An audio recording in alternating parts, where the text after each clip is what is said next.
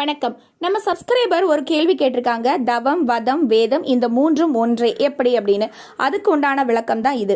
தவம் அப்படின்னா தவஸ் அப்படிங்கிறது தான் உண்மையான அர்த்தம்.